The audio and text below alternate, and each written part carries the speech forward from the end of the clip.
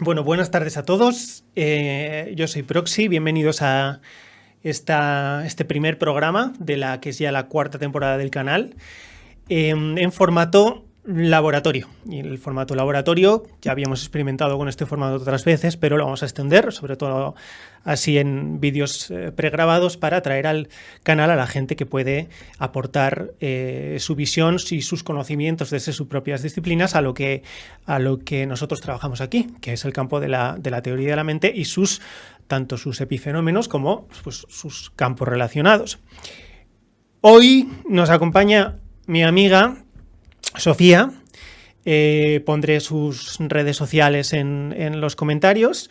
Nos conocimos discutiendo o hablando de cuestiones filosóficas en Twitter, como no, ahí es donde he conocido a la mayor parte de todos vosotros, y entre conversaciones pues decidimos que podía ser interesante, ya que yo necesito a alguien de dentro del sistema y Sofía pues necesita hablar del sistema porque le gusta mucho hablar del sistema. Que podría ser positivo hacer uno de estos ejercicios de dialéctica deportiva, ¿vale? Como bien, bueno, que sepa, Sofía, que aquí ha venido gente de disciplinas que no tienen absolutamente nada que ver con la tuya, que son, por ejemplo, son médicos y son fisioterapeutas a hablar de filosofía del dolor, y han resultado, pues, unos ejercicios muy chulos, ¿vale? De confluencia disciplinaria. Bueno, pues buenas tardes, muchas gracias por venir, Sofía, ¿cómo estás? Hola, nada, un placer estar aquí hablando de las cosas más fundamentales. Así que nada, espero que salga algo guay de aquí. Muy bien, no, seguro que sí. Bueno, que cuentas con mi respeto intelectual de base, o sea que por lo menos, o sea, si estás aquí es porque evidentemente hagas lo que hagas, va a provenir de un buen ejercicio, ¿vale?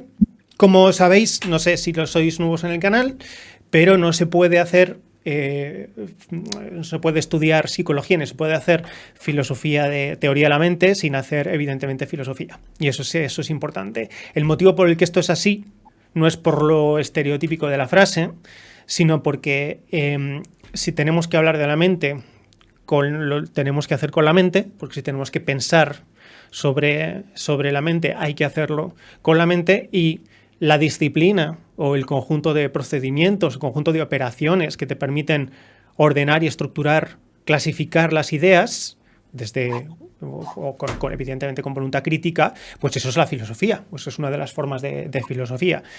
Vale, pues la filosofía de la mente sería ejercer filosofía para que la aproximación a qué es la mente, si es que eso se puede determinar, pues tenga toda la completitud, toda la coherencia posible, como nos referimos aquí en el canal.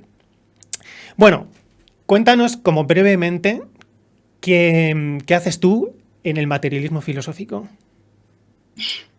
A ver, yo en realidad simplemente estudio por mi cuenta el sistema de Gustavo Bueno, el materialismo filosófico, y sencillamente en Twitter es donde más hablo de esto, pero vamos, de una manera muy, muy vulgar. Como todo en Twitter, Sí, hasta ahí todo bien. sí, no, total. Y en realidad simplemente yo estoy estudiando el sistema. O sea, esto necesito que quede muy claro, porque yo no vengo aquí a sentar cátedra de ninguna manera, sino a conversar contigo y a ver hasta qué punto, o sea, ver la potencialidad del sistema y ver hasta qué punto yo lo he entendido, ¿no? Y también Claro. acercar a gente que a lo mejor no tiene ningún tipo de contacto con el sistema, acercarla de alguna manera a este, ¿no? Bueno, pues es lo que queremos aquí. O sea, yo entré en contacto con este sistema filosófico a través de redes, y mi formación en él, pues ahora mismo son intuiciones fragmentarias provenientes de vídeos o de conversaciones con gente como tú, o pues ahí está, ¿no? Sobre todo porque yo no tengo el tiempo para realizar, no sé, bucear en los textos como sí que puede tener alguien que se dedique específicamente a la filosofía, porque no es mi campo. Sin embargo, como instrumento sí que parece que tiene mucha potencia, y aunque hay cosas que yo no termino de entender, por lo tanto pues tampoco puedo estar de acuerdo, tampoco del todo en desacuerdo, porque está claro que no las entiendo bien, pues sí que parece que, aunque sea por un ejercicio de prudencia, hay que procurar acercarse a este sistema, a ver cuánto nos puede aportar a los filósofos de la mente, ¿vale? Bueno, pregunta que se me ocurre por empezar. El sistema que tú trabajas es un sistema que dice ser o dice de sí mismo materialista, ¿vale? Normalmente la gente con materialismo cree que por la estereotipia que tiene la semántica, por los usos, las acepciones más inmediatas de materialismo, parece que materia se refiere a física, es decir, a objetos, a cosas que tienen masa. Y eso pues no es así. ¿Qué es materia en el materialismo y por qué es un ismo? ¿Por qué la materia se convierte en un ismo? Vale. O sea, aquí entramos en la ontología de bueno, que a lo mejor es el hueso más duro del sistema. Yo creo que lo importante y el giro que hace bueno, hablando de materia y no de ser, o de esencias, o de sustancias, es importantísimo. Porque cuando habla de materia bueno, evidentemente, bueno, su ontología se divide en ontología especial y en ontología general. Entonces, cuando habla de materia en realidad bueno, está hablando de algo muchísimo más complejo de lo que parece, ¿no? Y a la vez lo más sencillo, porque en realidad está hablando de lo que existe, de las cosas en realidad, tal y como aparecen, ¿no? Entonces, la materia no deja de ser un giro ya no solo nosológico, sino ontológico de la cuestión filosófica. Entonces, cuando uno habla de materia, en realidad, o sea, aquí tendríamos que meter la distinción que he nombrado anteriormente de mundo, que sería la materia ontológico especial, y luego, por otra parte, la materia ontológico general. Vale. Me repito, pero bueno, es importante que quede claro. No te preocupes. Ahí está. Entonces, espera un momento. O sea, con el término, ¿vale? Con el término materia, bueno se refiere a las cosas que son. Y por lo tanto, el materialismo contiene de base una ontología. Sí. Bien. Entonces, el término materia es el principio a partir del cual se va a articular una ontología. Es decir, vamos a hablar de las cosas que son y para eso tenemos que hablar de qué es el ser. O sea, la cuestión es que ya no habla de ser. Vale. Ya no, ese es el giro. Vale, ese es el giro, el noseológico que se convierte en filosófico que has dicho.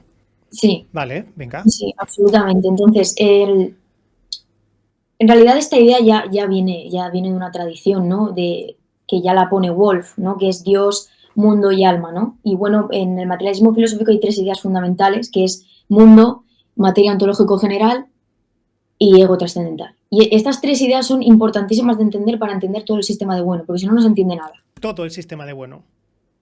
No la ontología, todo. Quiero decir, sí, porque es una matriz. O sea, el sistema no es yo cojo España frente a Europa, me lo leo y punto. No, es que en España frente a Europa ya habla del principio simploqué, tal vez, de los momentos diapolíticos y metapolíticos que a la vez tendrán que ver con un regresus y un progresus. Entonces, en realidad es matricial.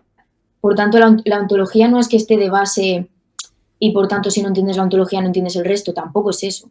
Vale. Pero si de algún modo, para entender el sistema completo tienes que entender todas las ideas de alguna manera. Correcto, están conectadas unas con unas y otras y otras. Sí, perfecto. O sea, aclarado. Vale, entonces, materia. Materia es lo que es. ¿Qué es materia? A ver, claro, aquí yo me remito al vídeo famosísimo de Caich, Ruiz de Vergara, vale, que habla de la materia. Yo lo recomiendo, no vaya a ser que cometa algún error. Mejor ir a ese vídeo porque si no... vamos a empezar primero pensando contra alguien, que es lo que hace bueno, y a ver si así podemos aproximarnos a qué sería materia en el materialismo filosófico. Sí. O sea, bueno va sobre todo contra los materialismos corporeístas o mecanicistas o fisicalistas, ¿vale? Que serían, el mecanicista sería el de Descartes, que sería el que, por ejemplo, los animales no tienen emociones, no tienen M2. Que bueno, M2 luego si quieres lo explicamos o lo explico ya. No te preocupes, lo contaremos. O sea, el materialismo de Descartes es una especie de mecanicismo en el que solamente hay causas, consecuencias físicas. Exacto. Okay. Entonces eso es como todo lo que hay. O sea, así hay que pensar el mundo, las cosas. Sí. Vale, muy bien. Entonces luego estaría, por ejemplo, el corpóreo de Demócrito, por ejemplo, que sería que todo es cuerpo, todos son cuerpos. Claro, entonces estás omitiendo M2 y M3, por ejemplo. Estás omitiendo las ideas. ¿Dónde están las ideas? Las ideas son cuerpos como tal. Y luego estaría el fisicalista, que suele ser el que los posmodernos llaman esencialismo biológico, etcétera, ¿no? Que es que todo lo reduces a la naturaleza. Que A la naturaleza en tanto conjunto de partículas sometidas a las leyes de gravedad y energía. Okay. Exacto. Entonces, claro, esa ontología fisicalista no da cuenta realmente a instituciones sociológicas o antropológicas. Esto es importantísimo. O sea, esto es importantísimo porque hay mucha gente.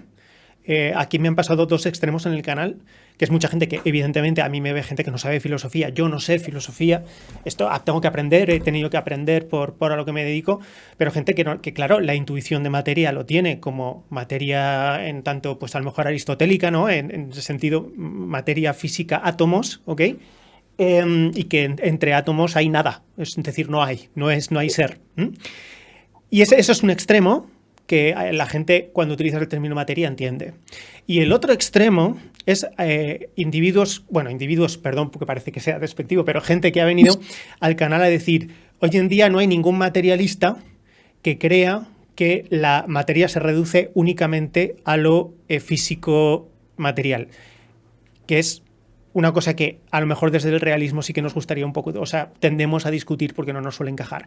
Estas personas dicen, no se puede tomar el materialismo como un reduccionismo a lo físico, al fisicalismo corporeísta o al fisicalismo, digamos, no sabría cómo es que me faltan términos, no se puede reducir. Y sin embargo los realistas creemos, o nos parece, a lo mejor por no entender el sistema, que el materialismo, aunque no se reduzca, va a tener que terminar reduciéndose porque o habla de materia en tanto físico material o de qué está hablando. Y ese es fundamentalmente mi problema con M3. Pero, bueno, espera, creo que quieres decir algo.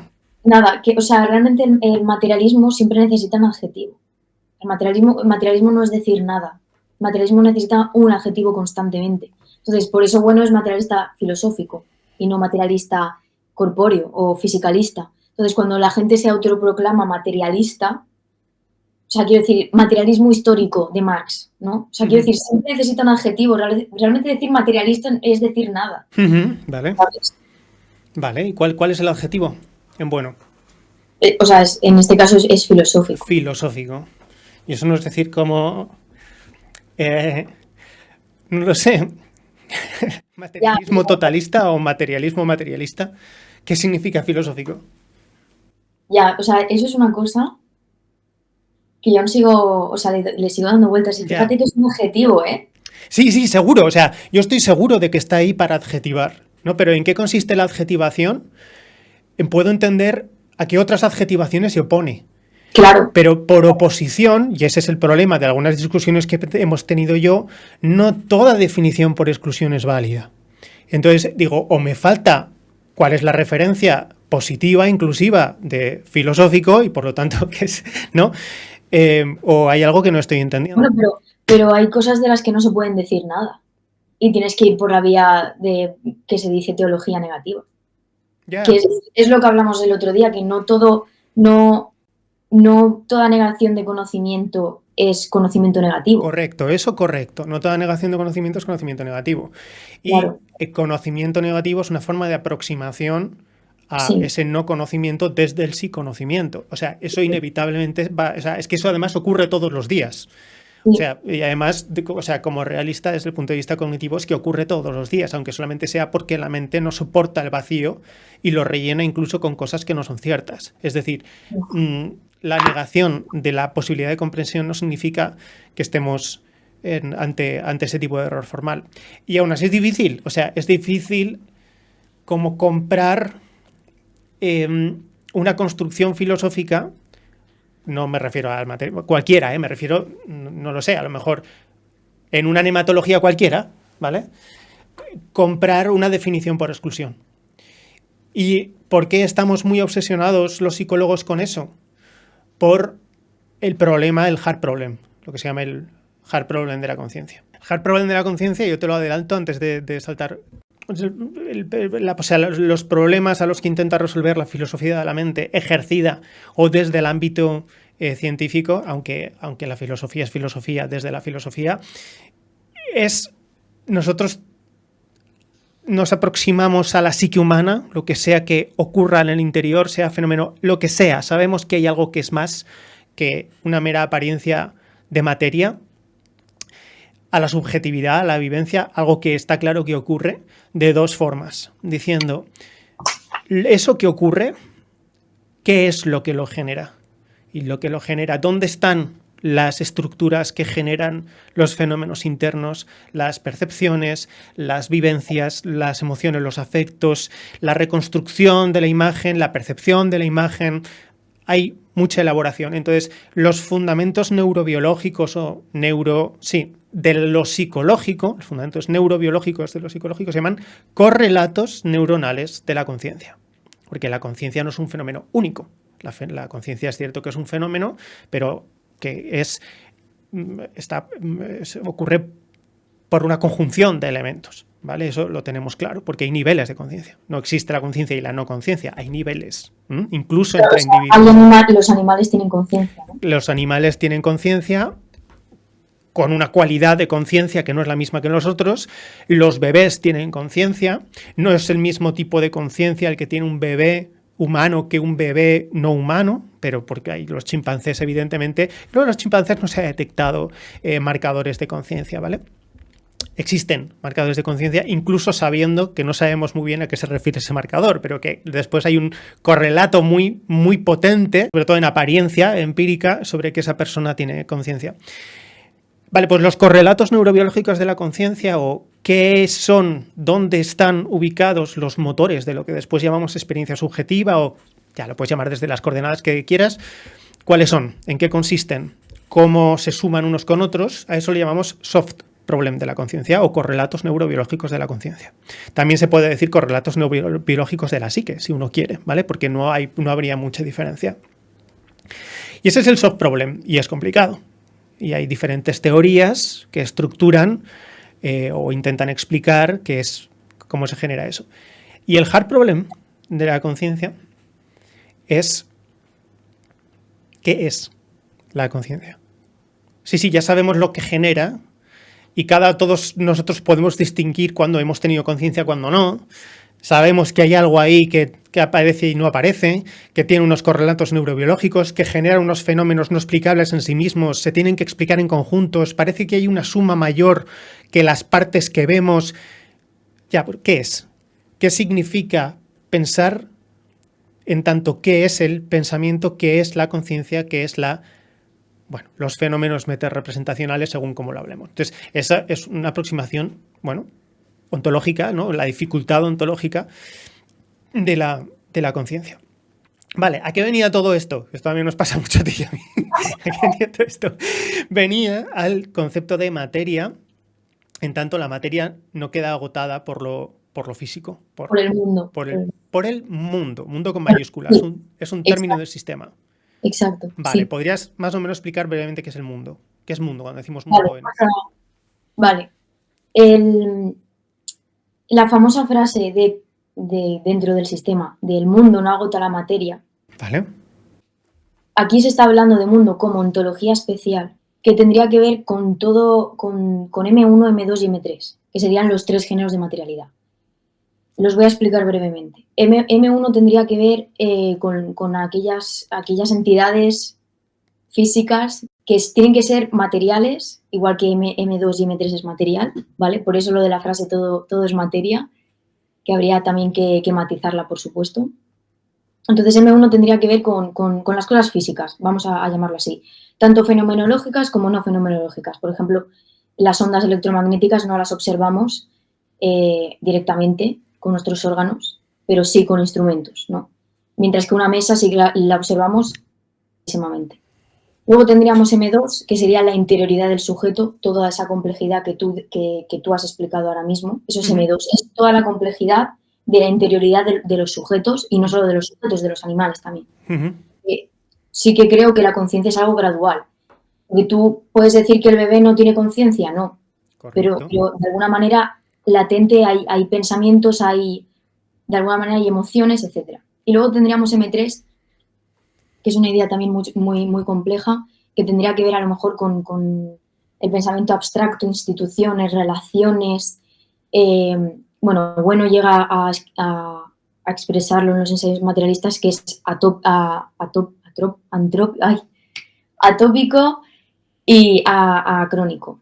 ¿Por qué? Acrónico, por ejemplo, el teorema de Pitágoras es cierto hace 2000 años como ahora, ¿de acuerdo? Aunque hace 2000 años los egipcios, en cuanto a ejercicio, sí que estuvieran ejercitando, valga la redundancia, el teorema de Pitágoras, pero no eran conscientes, por así decirlo. Bueno, aquí entra lo de conciencia e inconsciencia, que lo distingue con ejercicio y representación. En fin, pero se estaba de alguna manera ejecutando el teorema de Pitágoras, por eso es acrónico. Y luego es atópico porque tú te puedes cargar, puedes destruir todos los papiros y todos los documentos donde aparece el teorema de Pitágoras, que los propios sujetos podrían recrear el teorema de Pitágoras, ¿vale? Entonces, esos 3 géneros de materialidad, que no pueden ser más ni menos, que si quieres luego discutimos eso, forman el mundo. El mundo, si queremos decirlo, como a escala antrópica, a escala zootrópica, ¿de acuerdo? Zootrópica. Zootrópica para no darle esa punta de idealismo alemán del sujeto como creador del mundo. En realidad, muy protestante. Sí, el sujeto no es tanto el creador del mundo como del mapa mundi del mundo. Que eso aparece en el ego. De las medidas, claro. Y, sí, nosotros diríamos de las representaciones que nos ayudan a estar en él. Aquí decimos en activamente. Utilizamos mucho la filosofía, y perdona que te interrumpa, que nos has leído de Maturana y Varela para explicar la psique humana. La psique humana no es, ¿vale? Ni en el sentido platónico, ni corporeísta platónico, tampoco es en el sentido idealista absoluto, es decir, como si la mente tuviera, no sé, una entidad de ideas que están casi separadas del mundo porque tienen su propia incluso sustancia, y si no es sustancia, pues son una especie de fantasma que uno no define, eso tampoco, sino que la psique humana es el resultado de un continuo de intercambios con el mundo, porque tenemos que percibirlo para darle medida y darle medida para percibirlo, y eso es un continuo, y eso empíricamente es así. Es decir, sabemos que la psique humana, incluso los procesos de lo que llamamos conciencia, que no sabemos todavía lo que es un continuo de intercambio entre predicciones y medidas, predicciones, medidas, ¿vale? Y eso va resultando en memoria y se va construyendo así.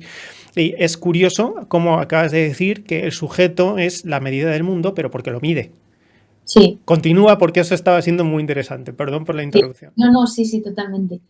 Entonces, tenemos mundo por un lado y la materia ontológico general por otro, pero no en el sentido de que están extensivamente en planos distintos. No, son coextensivos. El mundo y la materia es lo mismo, ¿vale? Aunque tengan notas intencionales distintas, se refieren a lo mismo. Entonces, cuando Bueno habla de materia ontológico general, es una idea que en la Fundación se sigue discutiendo muchísimo porque es complejísima, pero sencillamente cuando Bueno postula la idea de materia ontológico general, voy a llamar M, ¿vale? Porque si tengo que decir materia ontológico general cada vez, voy a decir M y mundo. Vale, perfecto. M, materia ontológico general, ¿has dicho? Y mundo, M sub I. M es M sub I, mundo es M sub I, perfecto. ¿Vale? Bien, entonces, cuando Bueno postula M, lo que quiere retratar de alguna manera es esas inconmensurabilidades, esas discontinuidades que se dan en los propios géneros de materialidad. Pero a la vez, no solo nos tenemos que quedar con esas discontinuidades, también con las continuidades. De hecho, si el científico realmente ve una órbita, es porque de alguna manera está, es decir, no se la saca de la nada. Entonces, M sencillamente es una idea límite regresiva, no negativa. Solo se llega a partir de un regreso. Solo se llega... El espacio noseológico de las narices.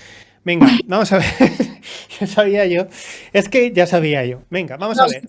Lo de regresos y progresos, o sea, es muy complejo, pero yo lo utilizo de manera muy, muy práctica. O sea, realmente no te sabría explicar lo de anástasis, anábasis, que son como notas del regreso y el progreso. O sea, eso realmente lo estoy estudiando. O sea, que simplemente yo utilizo el regresus y el progresus como una cosa muy hegeliana incluso, pero bueno. La idea de M en realidad simplemente lo que se quiere decir es que no podemos caer en mundanismos, que sería el sistema de Hegel, que ya lo hemos hablado, ¿no? Que no todo lo real es racional ni todo lo racional es real. Hay cosas que se le escapan no solo al hombre como sujeto, sino que la propia materia se comporta así. El ejemplo del cerebro de Newton, de que las ideas de Newton, cuando tú abres el cerebro de Newton, no ves las ideas. Pero si tú a Newton le pones otro cerebro, ya Newton deja de ser Newton, porque no tiene esas ideas. Es decir, el cerebro de alguna manera, M1 está conectado con M2, de alguna manera. Entonces, son coextensivos. Pero hay una inconmensurabilidad, una discontinuidad de dónde están las ideas de Newton. Sí, no puedes... Cuando decimos inconmensurables es que no puedes utilizar uno para definir el otro ni el otro para definir el uno, pero está claro que cuando se separan hay algo que cambia lo suficiente como para decir, joder, hay una conexión. Y sin embargo no podemos poner, y ese es lo que nos falta a nosotros en conciencia, no conseguimos poner la conciencia en función de la materia subyacente, que es neurobiológica. Tampoco podemos decir que el hecho de no ver la conciencia sea un inexistente, porque hay un fenómeno que está, y es absolutamente innegable. Entonces, el mundo es un todo agotado por la materia. Vale, ¿qué hay entonces entre la materia y el mundo? No son escalas separadas. Vale. O sea, el mundo está en la materia. O sea, no podemos entender M como el noumeno kantiano, que está subyacente a los hechos, y entonces el hombre por discapacidad no puede acceder a ello.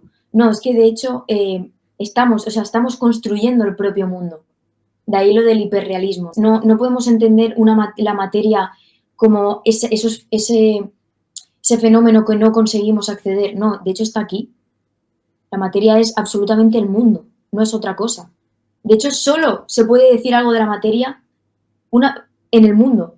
Por eso cuando se ponen los ejemplos, que lo discutimos el otro día, de si no hubiesen sujetos, las órbitas... en realidad es un experimento que no tiene sentido. ¿Puedes plantearlo para que después la gente, si quiere, conteste en comentarios o en el Discord, que para eso está, para que la gente discuta locuras? Interesante de la pregunta es, ¿qué quieres decir con desaparecer? ¿Y qué quieres decir con órbita? O sea, órbita, cuando habla el término órbita, está apelando a una realidad, está apelando a una reconstrucción intelectual de la realidad. ¿La construcción intelectual de la realidad es la misma realidad o está conectada? ¿Cómo está conectada? Es decir, es una pregunta que lo que hace es te dirige directamente a esa continuidad y discontinuidad, que es de lo que estábamos hablando antes. Sí, claro, o sea, desde el materialismo filosófico contestaríamos que ese trayecto que hacen, sencillamente sería un tótum de materia. Sería una pluralidad infinita.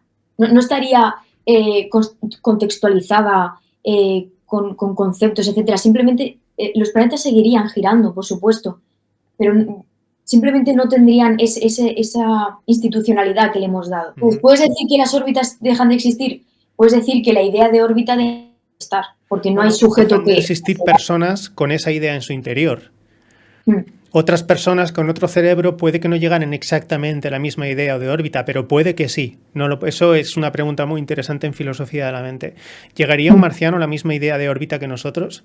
Porque incluso sabiendo que la órbita existe, ¿preferiría un marciano definir una órbita como una elipse? ¿O la elipse es la simplificación adecuada que la medida del hombre ha cogido porque es lo que mejor maneja? Es decir, es lo suficientemente complejo para tener unas características, pero lo suficientemente simple como para poder operar con ella. Entonces, no sabemos cómo sería una medida no antrópica, porque estamos fuera de esa medida antrópica. Claro. Exacto. Eso es bestial. Con los marcianos todos estos experimentos molan mucho más. La cuestión es que tendrían otro cuerpo, ¿no? Estarían adaptados de otra manera en otro planeta Tierra, o sea, en otro planeta. Su inactividad sería diferente, es decir... Claro, entonces es que sus instituciones serían tan distintas a las nuestras. Claro. Porque sus órganos a lo mejor no verían la misma escala de colores incluso. Pero bueno, es que fíjate... La cosa más interesante, y esto no es idealismo, gente.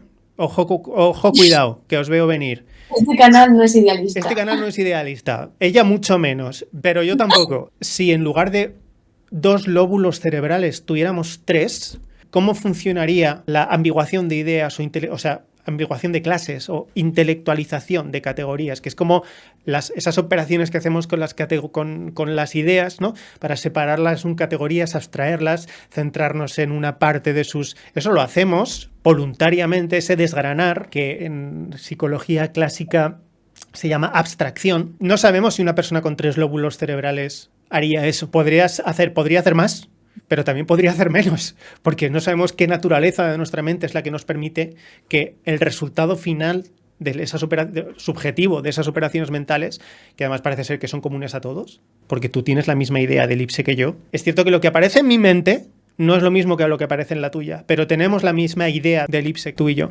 Pues ni siquiera sabemos si lo que hacemos nosotros es porque hay una optimización o si con cerebro más pequeño lo haríamos mejor. Eso es posible también, ¿sabes? O sea, de eso no se sabe, se puede postular, pero no lo sabemos. Así de lejos estamos del mundo. Bueno, lejos o muy cerca. Bueno, también. No, porque es que a nosotros no nos gusta definir por exclusión, ¿sabes? Ah, vale. Claro. Eso se lo dejamos a la trampa materialista. Yo te lo recomiendo. Esas continuidades y descontinuidades que se dan en los géneros de materialidad, porque no se da en el mundo y en la materia, se da entre los propios géneros de materialidad, porque nosotros solo conocemos, por así decirlo, el mundo, que es materia también, por supuesto. Entonces, esas inconmensurabilidades que se dan entre los géneros de materialidad es lo que Bueno señala, que en realidad ya tiene una tradición. Cuando Kant señala el númeno, en realidad ya está desentrañando algo. O la idea de Dios. La idea de Dios es eso, hay algo que se le escapa al entendimiento humano de alguna manera y hay que cubrir, pues Dios, ¿no? Evidentemente es mucho más complejo, ¿no? La idea de Dios y su tradición y su recorrido histórico. Pero en realidad, Bueno no se saca nada de la chistera porque sí, ¿no? Tiene un recorrido muy, muy, muy, muy concreto. O sea, ¿por qué hay 3 géneros de materialidad? O sea, ¿el número es arbitrario? ¿Tiene algún sentido? Si lo tiene, lo tendrá y no estamos completamente seguros porque es muy difícil de entender. Eso también podría ser.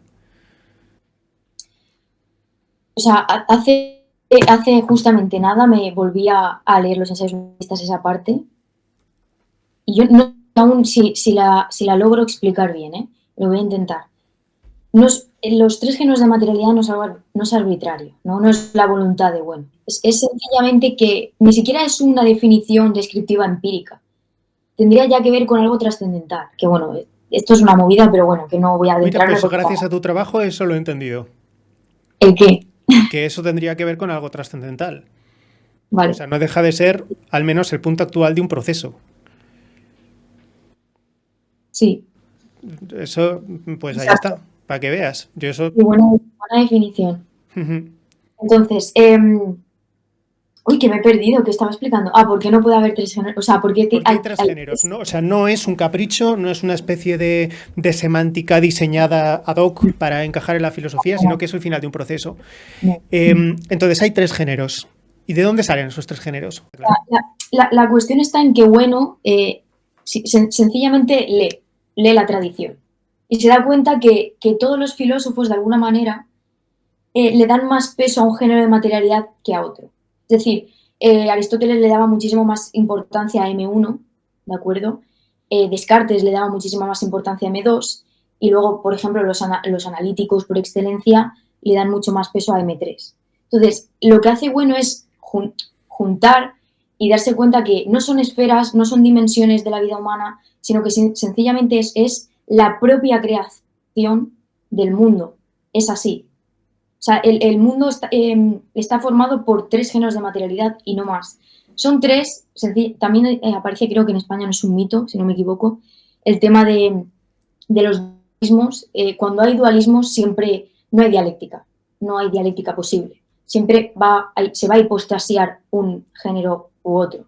Entonces, cuando añades un tercero, ahí sí que hay dialéctica, porque se está generando unas relaciones constantes que no son recíprocas absolutamente. Entonces, lo importante de los géneros de materialidad también es que, aunque sean separables, porque de hecho hay cierres categoriales en las ciencias, tanto alfa operatorias como beta operatorias,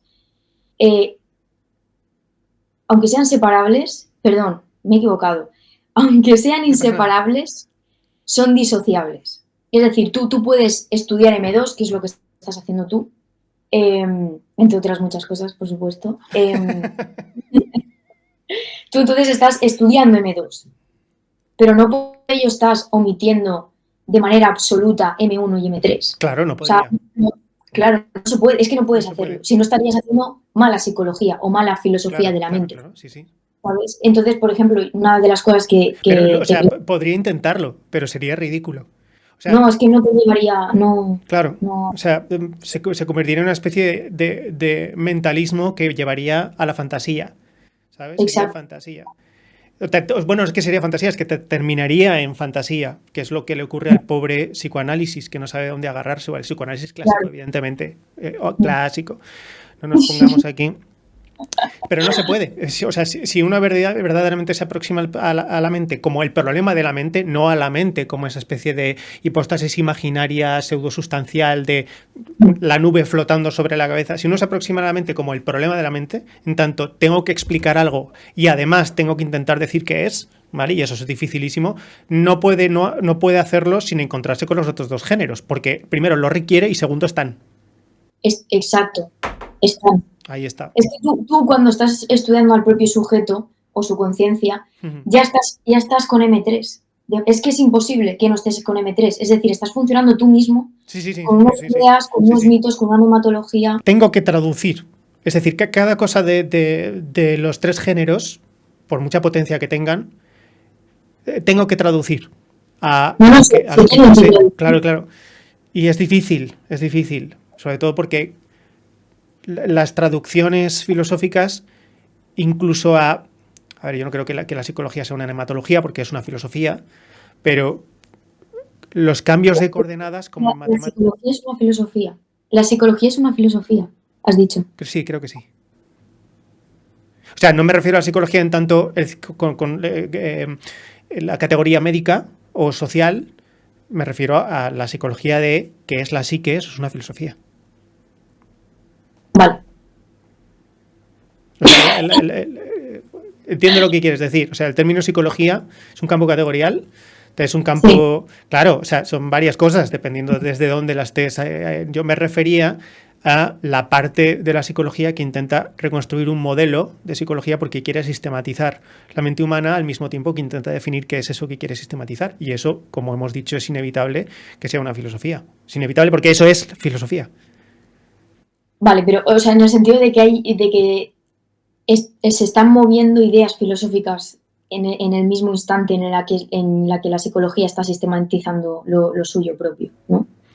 ¿Qué significa moviendo ideas filosóficas?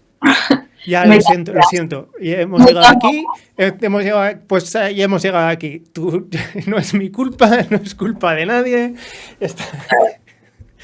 ¿Qué es ideas filosóficas? Vale, o sea, bueno contrapone de alguna manera conceptos e ideas. Los conceptos tendría que ver con aquellos términos de las ciencias cerradas, ¿no? De los cierres categoriales. Por ejemplo, cuando un albañil está construyendo una estructura y él lo llama estructura, está utilizando un concepto de estructura. Pero ¿Correcto? eh, Como si el, fuera una acepción. sí, sí, exacto. Ujú. Entonces, cuando esa idea, perdón, ese concepto ya se maneja en diferentes cierres categoriales, ya deja de ser concepto, sigue siendo concepto, pero ya es una idea filosófica que desborda los conceptos, porque estructura ya no es una estructura arquitectónica, es matemática, gramatical, sociológica. Bien, entonces por eso se dice que la filosofía es un saber de segundo grado. La filosofía siempre va detrás de los conceptos, de la Va detrás actividad de los cotidiana. conceptos. Cuando un albañil está sencillamente construyendo una pequeña estructura, lo que está ejecutando y él es consciente, está ejercitando el que estás construyendo una estructura Sí, sí, sí. con unos pilares, etcétera, ¿no? Pero el término estructura ya no es un simple concepto, ya es una idea filosófica, desborda, las ideas filosóficas desbordan los conceptos, como por ejemplo la idea de imperio. Los imperios ya no es los momentos diapolíticos, ¿no? De este país conquista al Sí. otro. No es un problema de primacías de poder, sino que la idea de imperio existe a niveles o digamos en ámbitos y por lo tanto está por encima de muchos ámbitos diferentes como es idea de imperio, como se dice estrictamente hablando, sería el político, pero existe el concepto de imperar sobre, que no deja de ser la misma estructura. Correcto, eso también lo he aprendido en tu trabajo. Me alegro. Entonces la cuestión es... Tenía esa intuición cuando hablaban de las ideas desbordando. Estaba ahí, pero lo terminé de cerrar. Digo, vale, lo estaba entendiendo en tu trabajo. Ahí es cuando dije, ok, vale. Claro, que es un ejemplo cojonudo, lo del, con perdón del término, el imperio, para explicar esto de la diferencia entre conceptos e ideas. Sí, por eso me repito, ¿no? Por eso la filosofía es un saber de segundo grado. Lo típico que el mito que tiene la gente de, no, la filosofía es la madre de todas las ciencias. No, cuando Pitágoras estaba escribiendo lo que escribió o estaba demostrando lo que demostró, evidentemente, sin darse cuenta, de alguna manera estaba manejando ideas filosóficas, pero estaba haciendo un cierre categorial, o lo estaba intentando, estaba haciendo matemáticas. Entonces, evidentemente, Pitágoras no era cuando se denomina Pitágoras como filósofo, hay que ir con pies con pies de plomo, ¿se dice? Sí. Entonces, al final lo que hace la filosofía es una geometría de las ideas, es ordenar, categorizar, analizar. Odio esas metáforas materialistas. No es metáfora, no hay ninguna metáfora. Ya, eso es lo que decís sin parar, pero... No hay metáfora. Geometría. Te puedo conceder... No hay ni un geo ni un metros.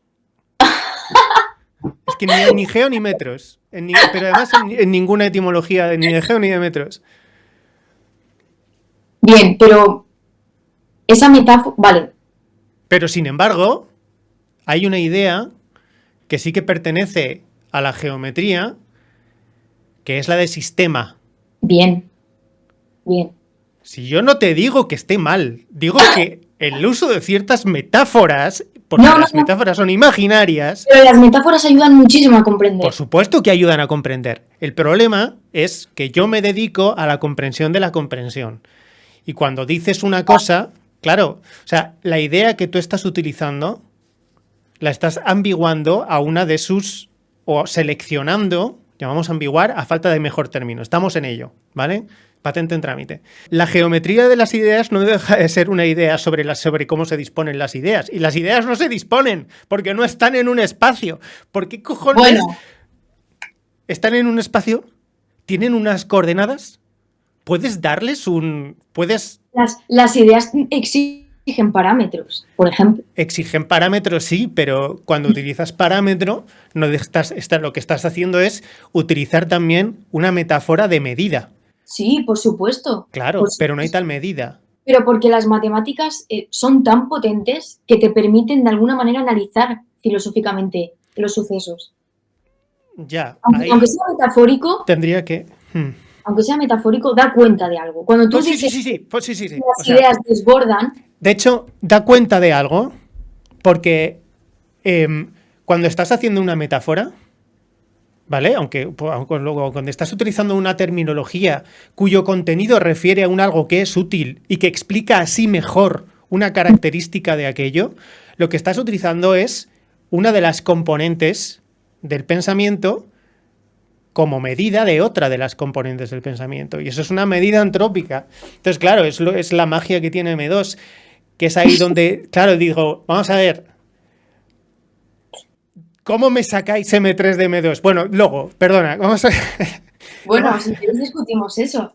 Sí, porque yo de verdad que lo necesito. Creo que le estás dotando de una complejidad que no tiene. Ya estamos, eso ya me lo has dicho antes. Y no me gusta tu actitud. Le estoy dotando de una complejidad que no tiene. ¿El qué? Creo que lo estás enrevesando más. ¿Cómo sale M3 de M2?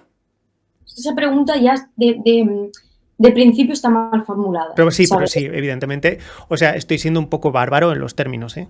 Hombre, yo. O sea, sencillamente M2 tiene que ver con la conciencia. Venga, vamos a decirlo así. El interior lo utilizamos mucho, ¿eh? El término interior se utiliza muchísimo. Interior quiere decir todo lo que no es estrictamente físico. Y sin embargo ocurre.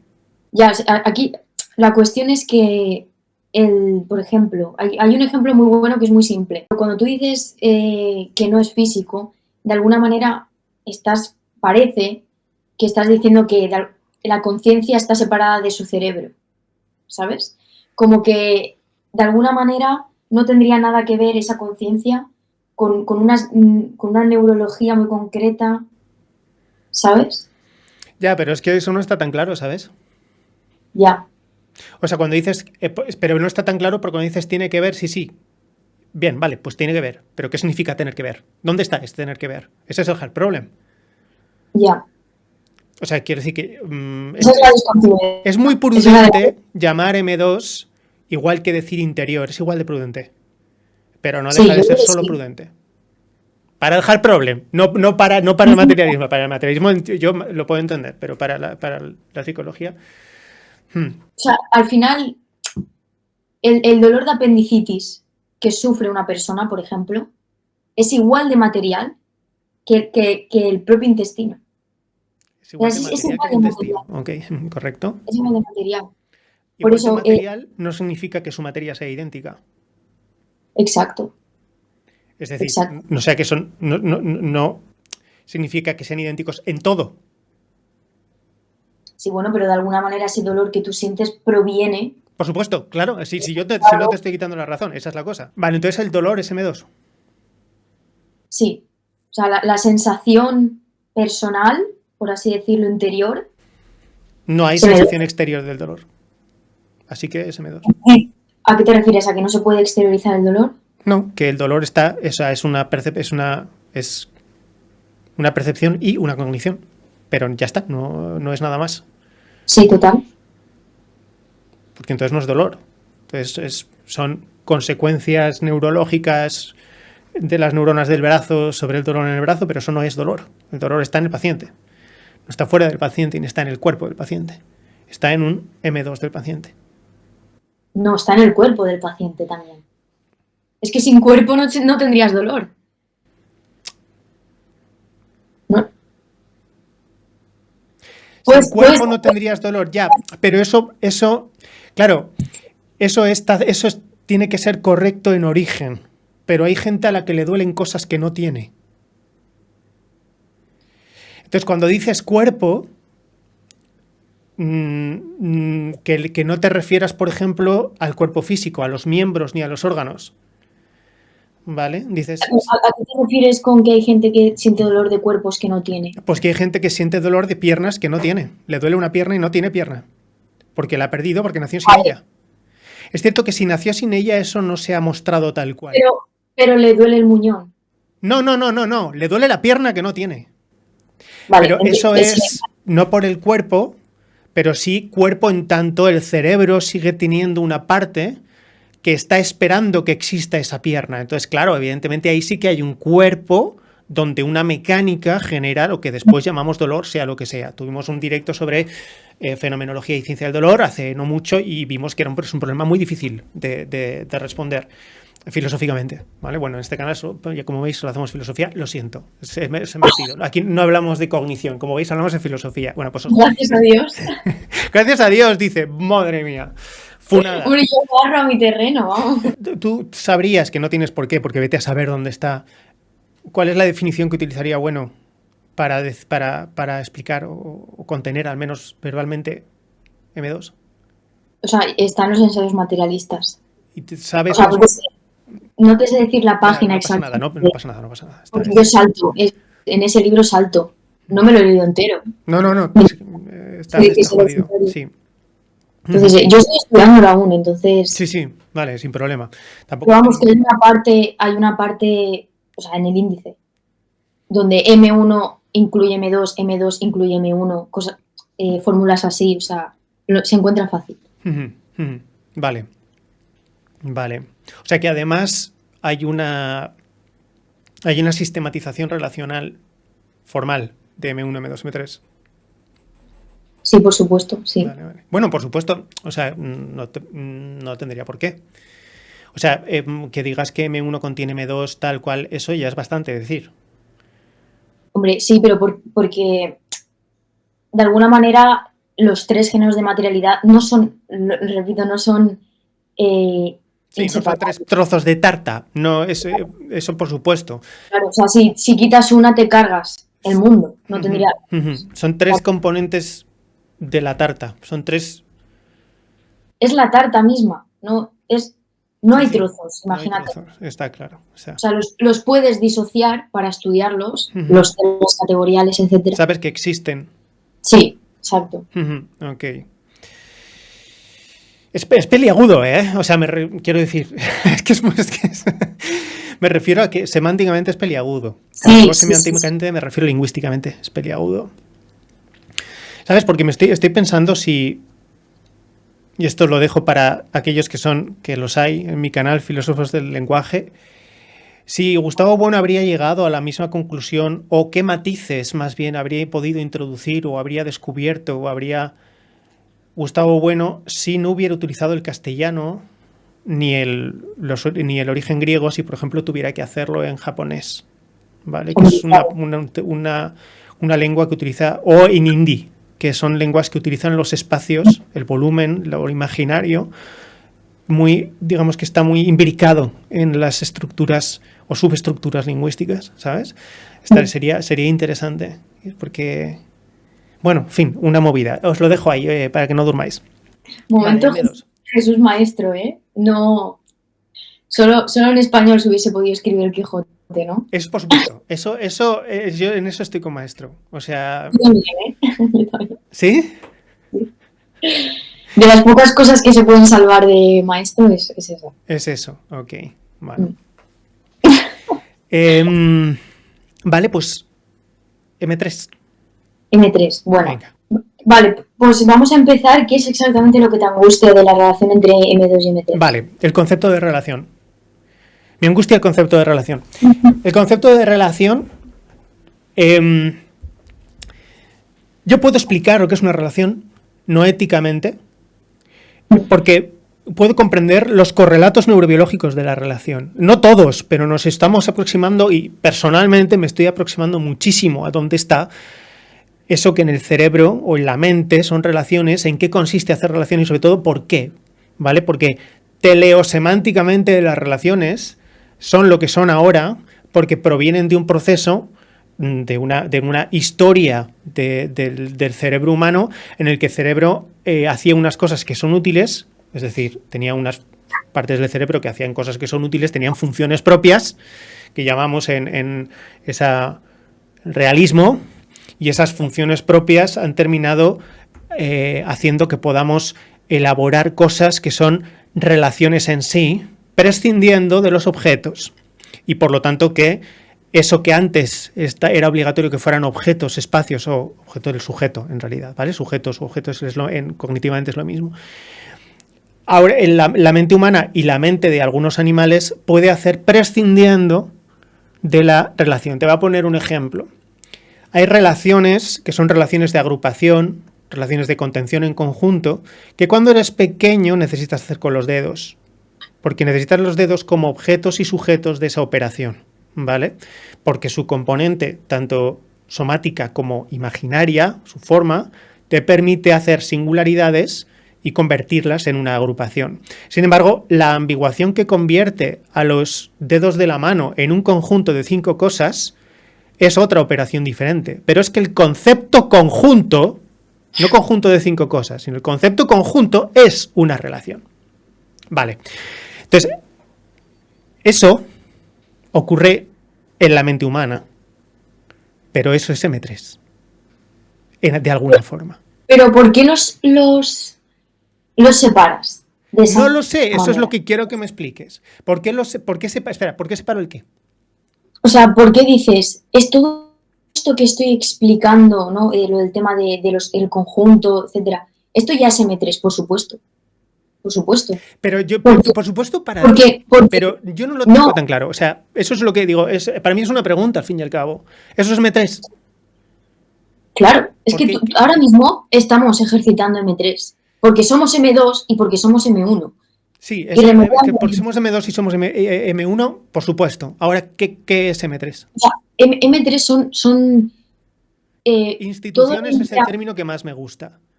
A mí también. Es el entramado conceptual abstracto que ya desborda. La urdimbre, que se viene la urdimbre y después la simploqué. Lo estoy viendo, lo noto. A ver, perdona, es una broma que tenemos en el canal. Vale. Lo siento. No. Perdónanos. Todas esas estructuras lingüísticas, matemáticas que tú y yo estamos ejercitando ahora mismo, todo el rato. ¿Por qué ejercitar? ¿Es necesario ejercitar? ¿Es por sujetos operatorios? Exacto. Vale. O sea, es que si no... Sí. ¿Sabes? Pregunto por Porque siempre estamos operando, ¿no? Sí. Entonces, cuando hablamos también estamos operando. Entonces, cuando tú dices, o sea, tú te pones en una escala y dices, porque este conjunto del no sé qué, evidentemente, ahí ya estás. O sea, te está atravesando M3, de alguna manera. Esa institución... No metáfora, por ahora. Te está atravesando M3. Sí. Es que atravesar es un procedimiento, igual que... Y no estás haciendo un procedimiento mental. Procedimiento mental. Sí, Me encantaría que pudieras decir que es un procedimiento mental. A ver, entiendo que tú tienes... HP. Claro, entiendo que tú tienes un... Pero entonces, si es un procedimiento mental, o sea, ¿cuál es la necesidad de que exista M3 y M3? Ya sé cuál es la duda. Vale. Claro, al final dices, coño, si tú... Sé que sabes cuál es la duda porque creo que se te ha iluminado al mismo tiempo que a mí se me ha iluminado cómo preguntarlo. Lo he notado, te lo juro que lo he notado. O sea, yo creo que... Y a mí también me pasa, ¿eh? Yo estas preguntas también las sigo... Sí, de vez en cuando vuelves a la duda diciendo, espera... Sí. O sea, al final dices, macho, pero si todo es M2, quiero decir, realmente todo esto son sujetos, con sus conciencias, evidentemente, pero es que el teorema de Pitágoras ya no le pertenece a nadie, por ejemplo. O sea, el teorema de Pitágoras es verdad hace 2000 años y ahora. Puedes romper con todos los documentos y sigue existiendo el teorema de Pitágoras. O sea, es una idea ya. La idea de Dios, por ejemplo, ya no le pertenece a nadie. Entonces, evidentemente es el sujeto operatorio a escala azotrópica el que está ideando, por así decirlo, el teorema de Pitágoras, por supuesto. Pero es que el teorema de Pitágoras ya desborda al sujeto. Da igual las intenciones del sujeto, las emociones del sujeto, el contexto social del sujeto. El teorema de Pitágoras no es de nadie en realidad. Y la definición de conjunto no es de nadie tampoco. La definición de conjunto ya por sí misma opera, funciona. O una fórmula matemática, 2 más 2 es 4. Esa fórmula matemática no es de nadie de ninguna manera. Y es de todos a la vez. Es que aquí también entraría el ego trascendental. Claro, pero es que M2 sin M3 sería una conciencia vacía, sin contenido. Necesita lenguaje, necesita un entramado. Quiero decir, en realidad, por ejemplo, un animal... Es que eso es... O sea, entiendo lo que estás queriendo decir, pero sin embargo, cuando lo explicáis, y perdona que me refiero al materialismo, ¿vale? Filosófico, utilizáis siempre términos que son exclusivamente M2, cuyo M3 no comprendo o no termino de ver. Y eso a lo mejor es porque no me han hecho esa elaboración. Dices, un lenguaje. Es que el lenguaje no está ahí fuera. No, lo siento, no lo está. O sea, tenemos que entender que M3... aunque sea un aparato conceptual abstracto, necesita de alguna manera un recorrido. Y el teorema de Pitágoras no surgió de la nada. Surgió porque de alguna manera el saber hacer. O sea, los sujetos estaban operando con cosas, estaban juntando cosas, mirando el cielo, etc. Y de alguna manera calcularon ciertas cosas, ¿no? Una fórmula, en este caso el teorema de Pitágoras. Pero es que incluso ese juntar y separar y ese hacer el teorema de Pitágoras, de alguna manera ya estaba ejercitándose M3, que es, por ejemplo, el concepto que tenían de triángulo, de cielo, de tierra, de números, etc. Vale, si yo creo que puedo entenderlo, o sea, es decir, lo puedo aceptar. Mi problema es el vicio de las coordenadas por el que, de mis coordenadas del realismo cognitivo, por el que cada cosa que se utiliza para hablar de M3 es un hecho representacional. Nunca hay nada que me señale M3 directamente si no es a través de M2. Claro que a lo mejor no es posible, que yo Pero digo, claro, claro, claro. entonces me cuesta, son las relaciones ya, pero es que la relación, alguien, Pero es que entonces volvemos al experimento mental de las órbitas. sí, eso es exactamente eso. Exacto, Volvemos volvemos a la puta órbita. O claro. al teorema de Pitágoras, por cierto, para recomendar a ti y al canal otra vez, La biblioteca. sí, este libro, que ahora lo veis al revés, pero es que son las matemáticas, que es un ejercicio, artículo tesina de Sergio Vicente Burguillo, una introducción desde la geometría y la teoría del cierre categorial, que son las matemáticas, pero no habla tanto de qué son las matemáticas, que también, sino que habla de qué es M3, ¿vale? Y es muy difícil, y tengo que volver a este libro con frecuencia. Entonces, sí. Me lo tienes que dejar, ¿eh? Vale, okay, te lo dejaré. Te lo dejaré. Sí, A ver, porque hay algunas cosas que yo digo, estoy seguro de que o no he entendido esto, porque no estoy de acuerdo. Es decir, yo sé que si no estoy de acuerdo es porque no lo entiendo, ¿vale? A lo mejor, yo qué sé, mágicamente podría estar... Pero es un libro que habla sobre relaciones. Es un libro que habla sobre qué es una relación.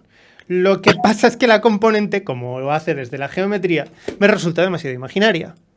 Y como es demasiado imaginaria, creo que la gente del canal me está algo más material que la geometría no se me ocurre. ¿Más material? ¿Qué quieres decir?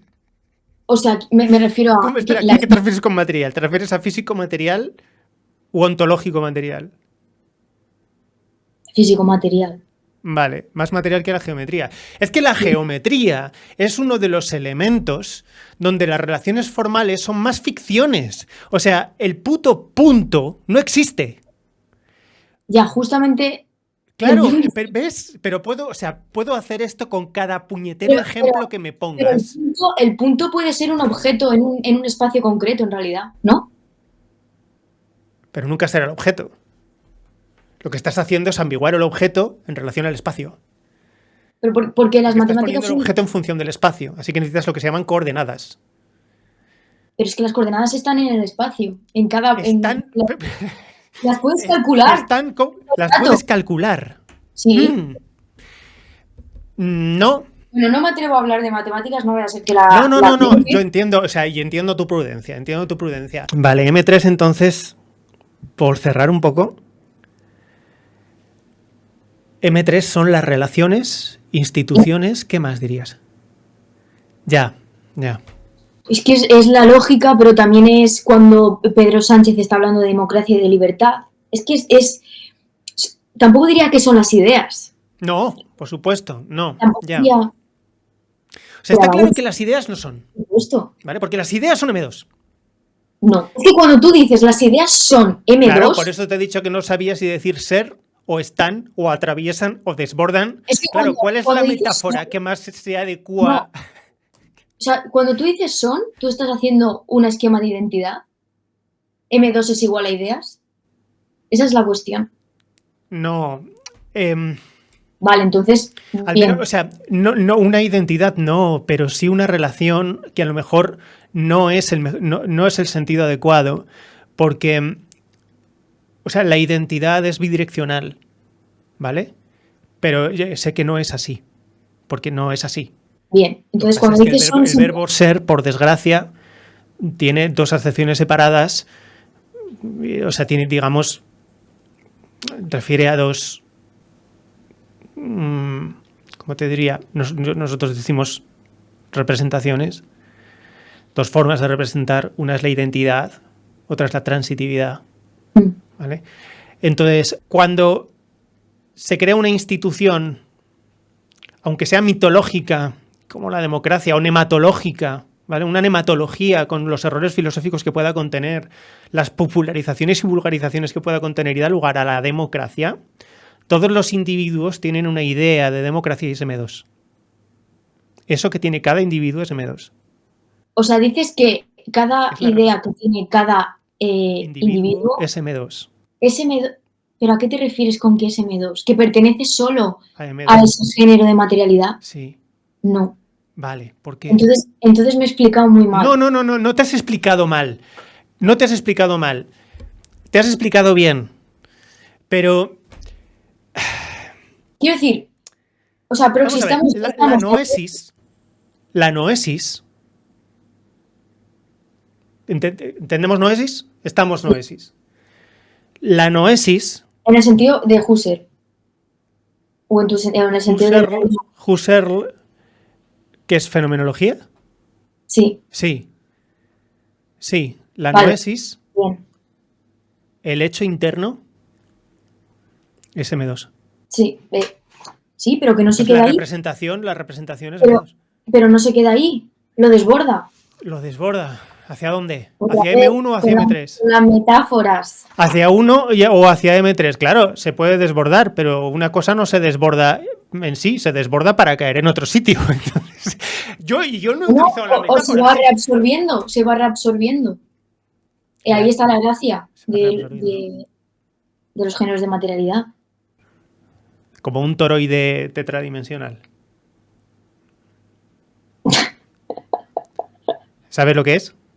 No, pero me ha hecho mucha gracia. Imagínate un donut, Ah, vale. pero Ya de está. 4 dimensiones. Vale, o sea, Como no. un hipercubo. Un Vale. hipercubo no tiene exterior e interior, Mm, porque esos son solo serían 2 dimensiones. mm. Tiene, como es un cubo en 4 dimensiones, eso de interior y exterior ya no cuenta, ¿vale? Sino que lo que tiene son superficies. En esas superficies, bueno, en fin, da igual. Si queréis metáforas, tengo muchas. Entonces, este tesseracto, que es M, perdón, o al menos la terna M1, M2, M3, llevamos de todas formas... Porque los estás separando. Ya, sí, ya supongo que... Ya, intento no hacerlo, pero... O sea, evidentemente las instituciones no se hacen, ¡guau! Está la institución M3, no. Necesita sujetos operatorios, por supuesto. Pero es que, voy a utilizar otra vez la metáfora, esas ideas ya desbordan a los sujetos. Completamente. Pero... Es decir, evidentemente cuando Descartes habla de libertad o Spinoza, etcétera, evidentemente está creando una institución, por así decirlo. Pero es que libertad ya no se queda en la mente de Spinoza y de Descartes. La libertad ya no es ni siquiera un concepto, ni se queda en M2, es que ya es M3. Es que ya forma parte de una tradición, es que es el ego trascendental el que se está ejecutando ahí, es esa actividad. Eso sí lo entiendo, sí. Es esa actividad. Pero... Y el ego trascendental está representado por cada sujeto operatorio. No es Julio César. Correcto, No es ya, Descartes. sí. Es el militar que está enfrentándose a otro militar ruso, siendo ucraniano. Hay un ego trascendental ahí constante. Es un proceso histórico. Sí, eso lo entiendo, eso lo entiendo. Entonces, las ideas, claro que están en M2. ¿Dónde van a estar si no? ¿No? ¿Dónde van a estar las ideas? Por supuesto que están en M2, pero no se pueden quedar ahí. Ya... No están en el sentido de que están en nuestras cabezas, por así decirlo. Sí, eso es lo que quería decir, en el sentido de que están en nuestro interior y cada interior, eso es... Es decir, la fórmula de sumar, una suma. ¿Tú dirías que le pertenece a cada sujeto? ¿Solo está en M2 la suma? Pertenecer... Ya. O sea, pertenecer, ¿a qué te refieres con...? O sea... Que solo se puede quedar ahí. Solo se puede quedar ahí. Claro, es que la suma como idea matemática no puede estar solo en los sujetos. No sé si me estoy explicando, porque ni siquiera... o sea, te estás explicando en tanto lo estás diciendo y lo estás diciendo bien.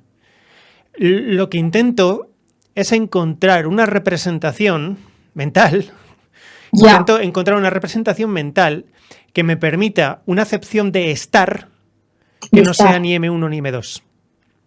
Que no sea ni M1 ni M2. Que solo esté en M3. No solo. Que no sea solo M1 y M2.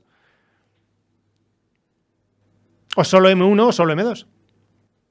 Pero es que no se puede dar eso. Vale. No se puede dar eso. En la ontología de bueno no se puede dar eso.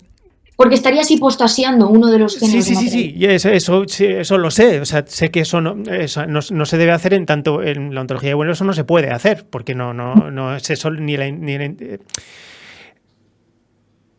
Pero M3 me cuesta mucho. Mira, es que tengo aquí delante el texto que Ujú. te pasé de los ensayos materialistas. Evidentemente M3 está explicado en todos los, o sea, Sí, sí. a lo largo de los ensayos, pero A lo largo de... Sí, así es que además terminará siendo un afecto, gente, ya veréis, ya lo veréis. No, no he dicho nada, no estoy hablando contigo. Tú sigue, por favor. el tercer género de materialidad reúne a todas las entidades que propiamente no caen ni en el espacio ni en el tiempo. Lo de acrónico y atópico, ¿vale? En el sentido en que hemos hablado, sin que esto signifique que no deban estar articulados con los objetos que caen bajo estas individualidades. Es decir, aunque desborden M1 y M2, de alguna manera el teorema de Pitágoras se tiene que ejercitar, se tiene que dibujar, se tiene que construir para que realmente digamos, bien, se está ejercitando el teorema de Pitágoras. ¿Sabes? De ahí lo de que desborda las individualidades, caen bajo estas individualidades. Entonces, si recurriésemos a una distinción clásica, podríamos decir que los contenidos de M1 y M2 constituyen el reino de la existencia, mientras que los contenidos M3 constituyen el reino de la esencia. Bueno, esto entra el eje semántico, creo, si no me equivoco, del el plano nosológico, ¿vale? En fin, el sistema de los 5 poliedros regulares no está ni en Francia ni en Alemania, ni tampoco dentro de la cabeza de los franceses o de los alemanes. Al menos más de lo que pueda estarlo Francia o Alemania mismas. Es atópico. Volvemos a la elipse Exacto. de la órbita. Ni dura 8 años o 6 días, es acrónico. Pero esto no significa que este sistema no sea real. Es decir, que el teorema de Pitágoras no sea real. Con una realidad muy diferente a la realidad empírica, actual o posible. Una realidad no cósica, pero que puede llegar a ser mucho más resistente y objetiva incluso que la realidad empírica. Uh-huh. Los contenidos de M3 son invariablemente relaciones objetivas. Es decir, es una construcción que pues ahora nos dicen, es que el materialismo filosófico peca de construccionismo social. No. Bueno, se nos o sea, entiendo por qué se dice, pero no, está claro, eso está claro que no, ¿eh? Está claro que no. Sí, para mí está claro que no.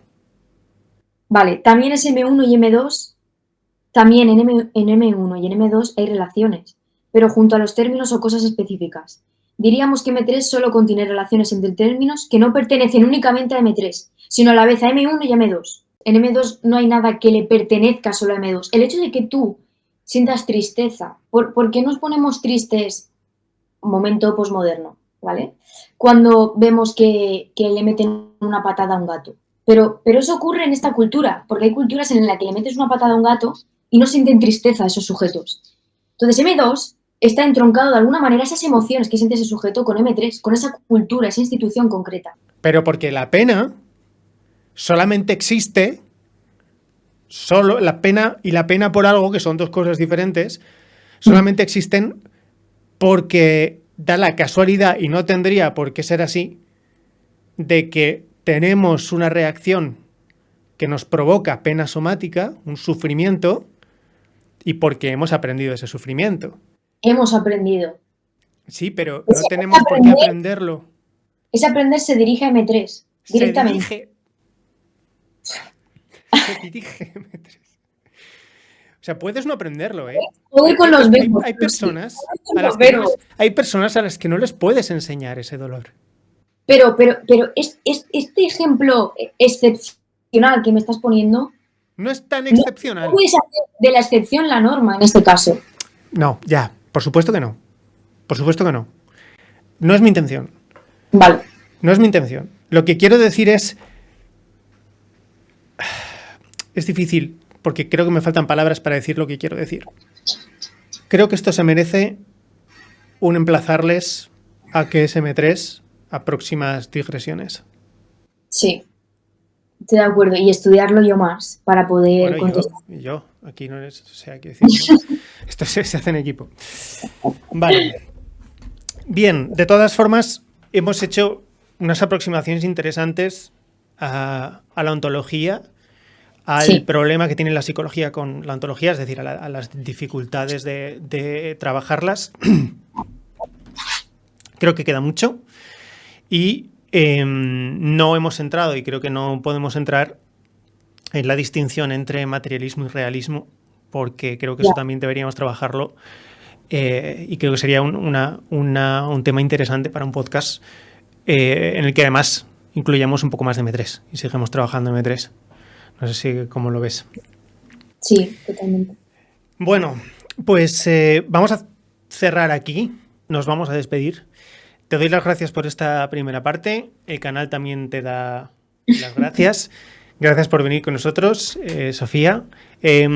Insisto, emplazamos tanto a Sofía como a vosotros a próximas entregas para los laboratorios de filosofía y los laboratorios que hagamos aquí en general sobre las materias que todos aquellos que están ahí en la red quieran venir y tengan a bien participarnos o hacernos partícipes para poder continuar en esa dialéctica.